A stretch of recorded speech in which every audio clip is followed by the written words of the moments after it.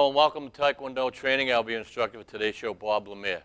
This is the sixth of a series of maybe 10 that I want to do for the beginning of Tae Kwon Do.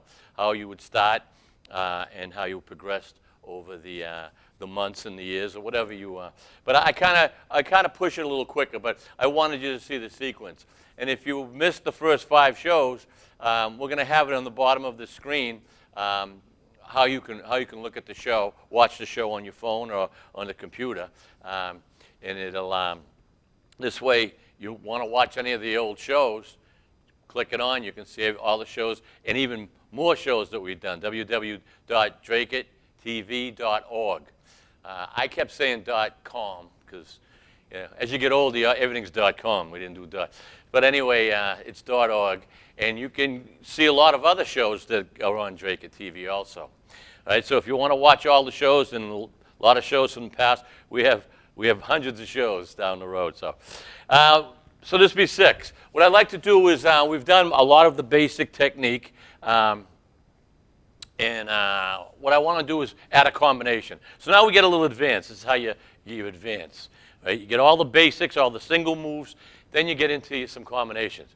And I'm going to show you maybe 3 basic stances. We already know the fighting stance. I work the fighting stance if you watch the show. All right? And I'll go in the stances right now. Fighting stance, again, and a lot of people say, oh, wow, he says it every week. Yeah, when you hear me say something over and over and how to do it, that means that's important. All right? And that's how I do it at the school, and that's how you train. It's all basics. Everything's basics, and then you add with that basics combinations. Fighting stance, shoulder width apart. When I say shoulder width apart, see my feet? All right? There's my shoulders straight down. All right? This isn't shoulder width apart. All right? This isn't shoulder width apart.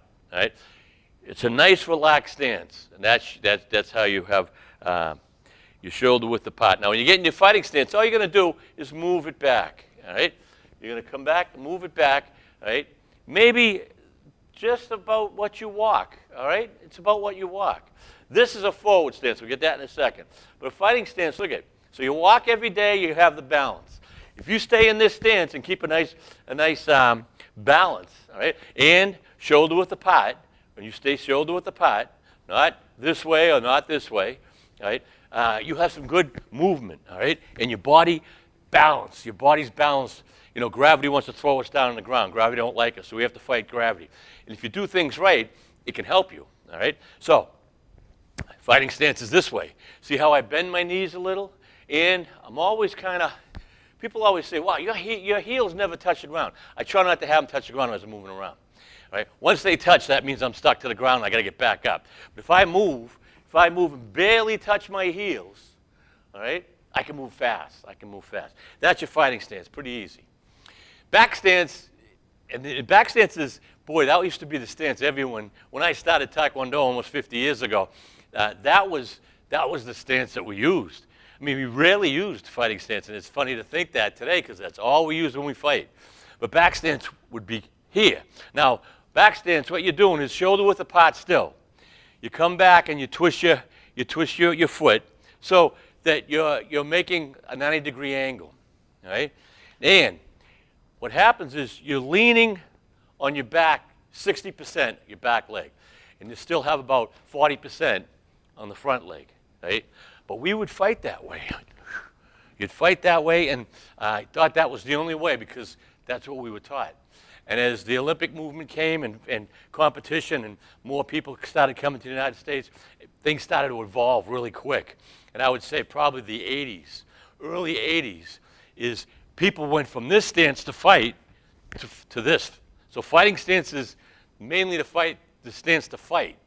Right? But back stance is still, I find myself, if I'm sparring with students or friends and stuff, a lot of times I'll come back, my old habits, my old ways.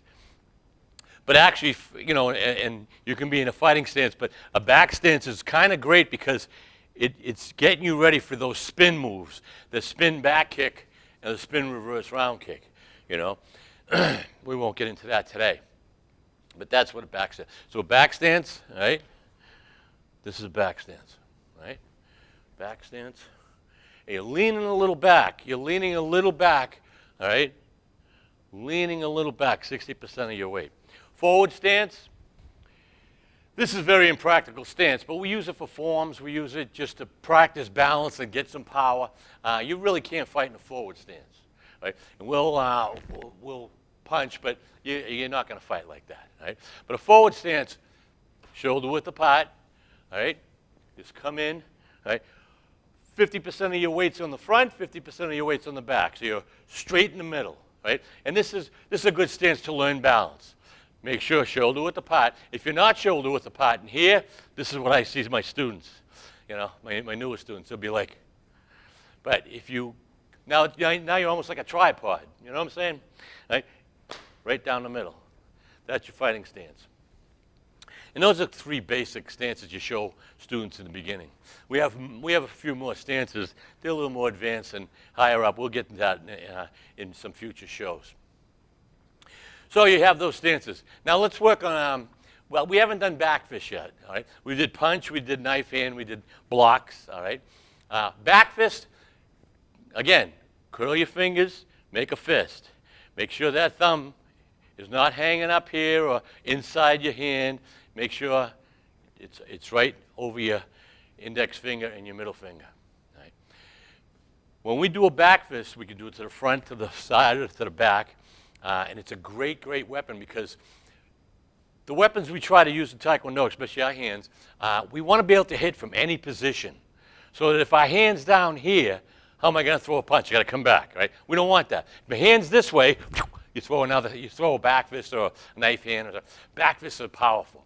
And a good back fist done right, knock a person right out, and you're aiming for the vital spots, especially the head. All right, back fist is great for the head. You can use, back fist to the ribs, but the head area takes the good brunt of a back fist. Again, you're hitting with the same thing as when you're punching.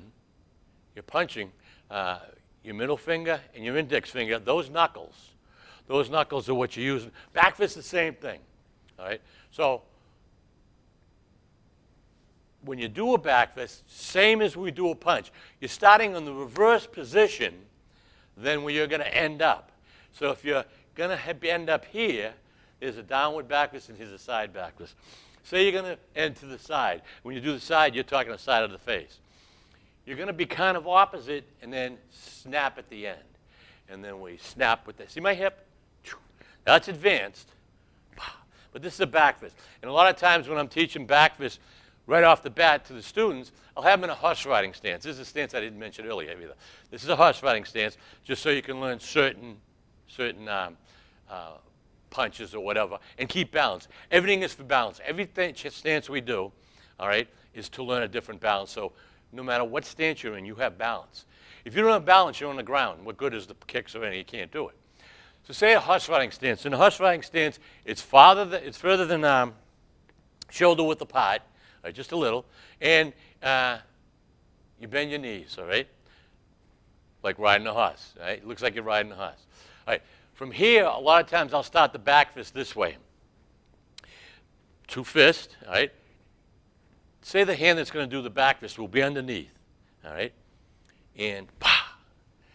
See how I bring the other hand back? I'm trying to train the student, all right? I'm trying to train the student to bring this back and snap at the same time.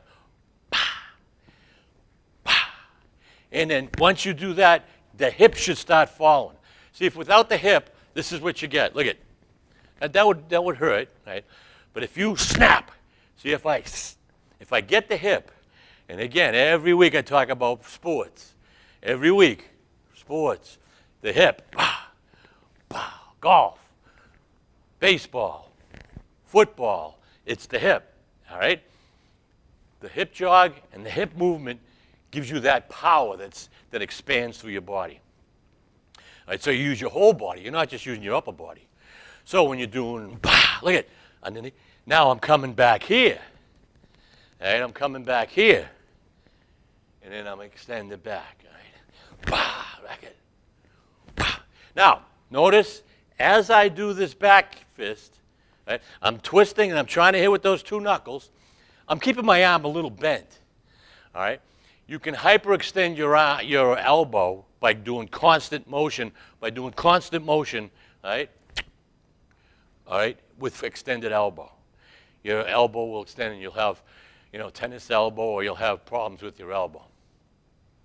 So as you go all the way, I still have that bend. I'm still getting a good power, but I'm not extending it so that I hyperextend. All right, and it's a big. You don't want to be hyperextending any joints over and over and over. You'll be all right when you're younger. As you get older, it's going to take a toll. All right, so you have to try to do all these little tricks to save your body when you get older, and it comes fast. Getting older comes fast. All right, so we did the back fist. Now, say we're in a fighting stance. I like back fist for the fighting stance because say I'm in a right fighting stance, all right, and I'm fighting, my hands are up. Now, notice my hands are always up. A lot of times because I'm talking, I'll bring them down. But my hands are up. Bow, bow. This is your back fist, all right? See how I'm still doing this? And this, see if I did a back fist? See, I did a back fist to my opponent. We're sparring, right? And I come in with a back fist. But if I come in with a back fist, miss or whatever, it's in their face, boom, then I throw a punch. So it's like a diversion, all right? But if you want to hit with a back fist, look, see how I'm here? Right? So you're going to do a back fist in a fighting stance. You kind of not want to do with your back hand if you're in a left fighting stance. So your right hand wouldn't want to do a back fist because you're way off. You see what I'm saying? You could spin. That's a little advanced. We won't get into that today. But you could spin with a back fist, and those are powerful. That's great for tournaments. But anyway, you're here. You're fighting. Right? You're moving around, right? Moving around. I'm going right off the camera, right? Right? Moving around. Fighting stance, stay in the fighting stance. Now see how I give a little hop? Practice it in the mirror this way. Practice this way. Snap. Opposite. Right. Try to work. And if you're going to hit a pad, make sure you hit with the two knuckles. All right, the two front knuckles. You can hit with the whole hand, but the baby finger and the ring finger are kind of weak. It's on the wrong side of your hand. You hit with them too often, you hit it wrong, you can break those. You don't want to break anything. We want to keep healthy. Right? So the two top knuckles, especially, I've done many thousands and thousands of push-ups on my knuckle. And I don't know if you can see, they almost look deformed because they're so big and round. All the bone from doing all the punches and push-ups, it rounded them out, all right, over the years, and they got bigger. So, but you have to watch it. You don't want to do too much so that you, again, hurt your hands, So you have to go easy. Don't go. We're not doing like you see on the movies, into the sand or into pebbles and into boulders. We're not doing that. Don't do that. Especially if you like to play any kind of instrument, guitar, or you won't have any dexterity after a while. So you gotta use your head for longevity. See, one thing about Tae Kwon Do, I've seen many thousands of people who are the best martial artists I've ever seen in my life. They just don't last. They don't pay attention to their body, or they don't pay attention to certain things that they do, and they hurt themselves. And they hurt themselves bad sometimes. So you have to really go slow. Don't rush it. There's no rush. You'll know when you're ready for the next move. So back fist again. That's easy, huh? We're in the fighting stance. Moving around. Back. All right? That's kind of good if you're in a wrong position. All right? Instead of coming back with a punch, you snap it. Do a lot of breaks with back fists. I've done many breaks with back fists. And you say, well, I don't know, how powerful can that be? That don't feel like it would be. Take those two knuckles, touch any part of your face, a little touch. Right? Don't touch your eyes or your nose or your mouth. Just touch the side. That's what you're gonna. Don't take much. It doesn't take much for a little snap all right, to put a lot of pain. Two concentrated little spots, and those are your knuckles. All the power is going through those knuckles, and it's going right into one spot. And, you know, the jaw and the temple, all right, your eyes, your nose, anything gets hit like that, a lot of pain, and it slows that person right down.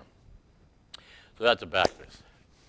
All right, and what's great about that, so say we're in a fighting stance. Someone throws a punch.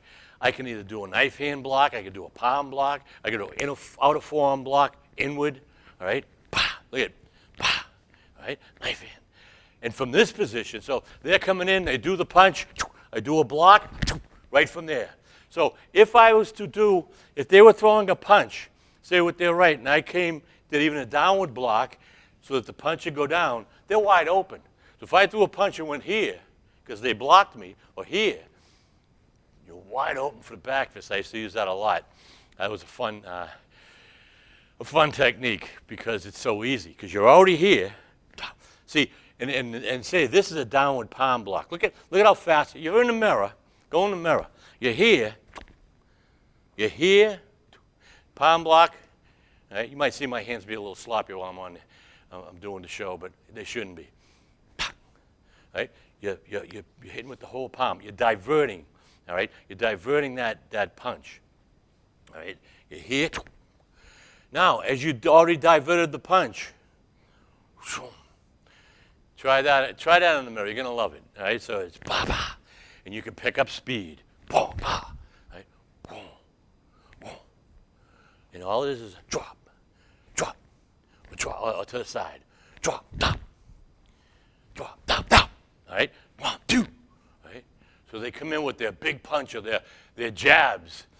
That's even better with a jab. I like the jab, you know.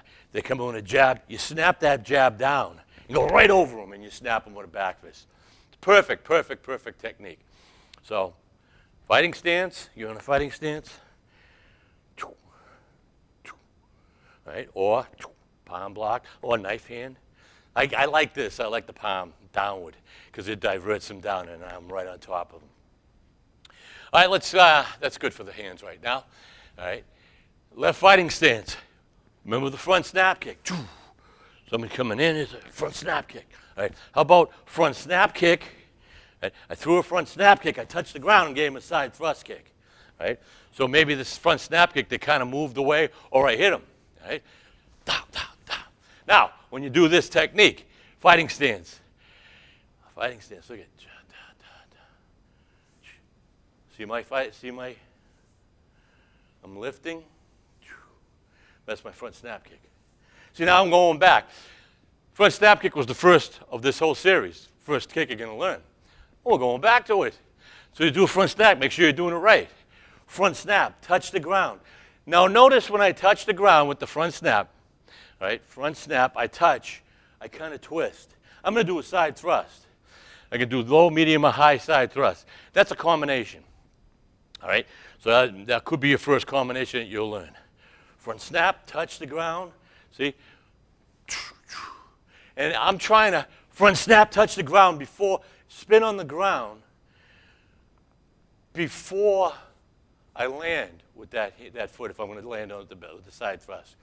So what I do is, 1, I'm already there. Now see, I never touched my heel, but I use my joints as to bounce, all right, or a spring.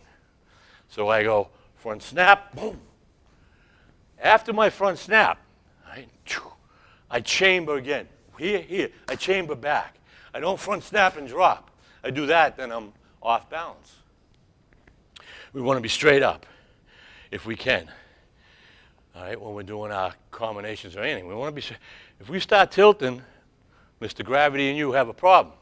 Mr. Gravity is going to win, or you're just going to be losing power. All right, so you stay up as straight as you can. I didn't bring the chair today, but you can hold the chair if you want to do here. All right, so 1, see, after my front snap kick here, come up. Now I'm chambering up for a side thrust kick. So front snap, up, chamber, side thrust. Side thrust, remember, is when we do a side thrust and you want to start practicing, put your foot this way. You're kicking with your knife edge. All right, put your foot that way. All right, look at it. All right, so front snap, touch, side thrust. All right, pretty easy.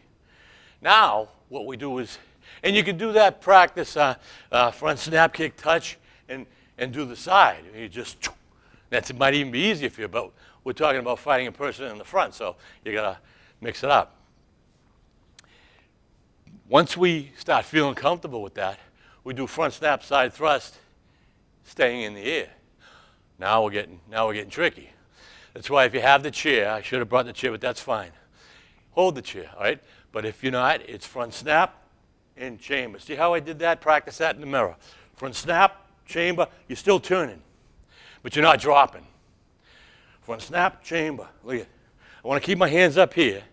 You'll notice my hands drop so that you can see me talking and hear me talking, all right? I don't want to lose you by keeping my hands up. So you'll see me go here and my hands will drop. But I want to keep my hands up as high as I can, all right? You don't have to be up here, all right? Some people do. They like fighting here. Protect your head. I say that every show too, protect your head. You can take a couple of good shots in the body. Your head doesn't want to take too many shots, right? That's when you go down, right? You're here. Front snap, and practice that in the mirror, keeping your balance. Front snap, see how easy that is? And now I'm actually doing a front snap and twisting right as I'm bringing my leg in for my chamber, for my side thrust kick. If you've never watched the show before, and this is the first one you ever watch, you're going to say, what's he talking about? Chambers, you know, this and that. Watch the shows. It'll be on the bottom of your screen somewhere along the show in the beginning or the end. www.datv.org. And watch all the shows I do. You'll have a ball. You especially now, we social distancing and schools are closed and stuff. Work out at home with me. All right, and you'll learn something. You will learn something, believe me. All right, so here, all right, now after you've done a lot of those, and as you do a lot of those, you're building up muscle in all your body. Even by doing this, you're using your upper body, but your legs, your stomach, your butt, all right, all getting a workout, and you're learning how to kick and defend yourself. It's beautiful. It's beautiful. So you're here, 1, 2. And see how I did that fast? But the faster you do it, the easier it is for your balance. So you have to remember that. Front snap, side thrust. I'm keeping everything midsection so that not to make you feel like you have to go high. You can do front snap high, you can do high front snaps low, you can mix it all up. But get midsection first, right? Midsection is here. And when you're working in the mirror, midsection is your midsection, right? And that's your solar plex and right here. Right. Low section's your groin area and getting a little lower. All right, so you're here, fighting stance, front snap, side thrust. Then come back. All right, don't go front snap, side thrust, and drop. All right, and when I drop, I get dramatic, I know. Although I've seen people do that. They go, bah, bah, all right, and then they're way off balance. And I say, as I'm sparring, they do that again, I'm waiting for them to come on the ground, then I'm swooping in because I can see that they can't move. So you have to go 1, 2. Then if you want to drop down, get into a fighting stance. All right? So learn that. Or you go front snap, side thrust, and come back. But if you want to go front snap, side thrust, and just drop, look at, I'm ready for more. You always want to throw kicks, whether it's 1 kick, 1,000 kicks, and be ready for another one. Be ready for the next kick. I can't stress that anymore. If you're not ready for the next kick, that means you're off balance. Once you're off balance, your opponent, if they know martial arts, are coming at you fast.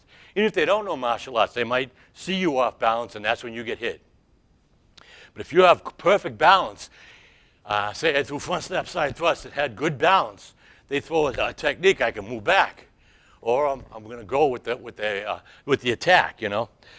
If not, and you're off balance, boom, you get hit full force, and there's nowhere to go, all right? So try to practice always thinking, there's one more kick I got to do, which means I have to be in a stance. And once you know all the kicks, you can be in an opposite type of stance that say you were way over here. So you made a mistake and you did a front snap, side thrust, and ended up here. You can spin around. because I'm trying to keep myself and my body in that upright position, not weeble wobbling, as I used to tell myself. You're wobbling, you're weebling. They knew what I was talking about. So practice that, practice it in the mirror. It seems like a lot. There wasn't much here. You watch this show a couple of times, it gets into your head. You'll hear what I have to say. The first time it's like, wow, I think, watch it again. You got your phone. Everybody's got a phone. You got your computer. Some people just throw it on their TV also. Watch it over and over. It's on. It'll be on like every week, 3 or 4 times, 5 times. I'm not sure what the schedule with that is, but it's always on your phone, and you got the address there to get it. There's a lot of other nice shows too from DATV. They do a fine job. So you have to remember, stretch good before you start training, especially with doing even up here. You don't want to start throwing it and have your muscles tight. Nice warm-up, 15 minutes if you can, 20 minutes. And the warm-ups itself is a workout, all right? And then go into your workout slowly. When you're finished with your workouts, kind of loosen up again. Now, by doing all that loosening up, you're cooling down, but you're stretching again. The more stretch you can be in Tae Kwon Do, the better and more flexibility you're going to have to do anything you want to do. All right, so that's about it for tonight's show. These shows just fly. So until next time, have fun and train hard.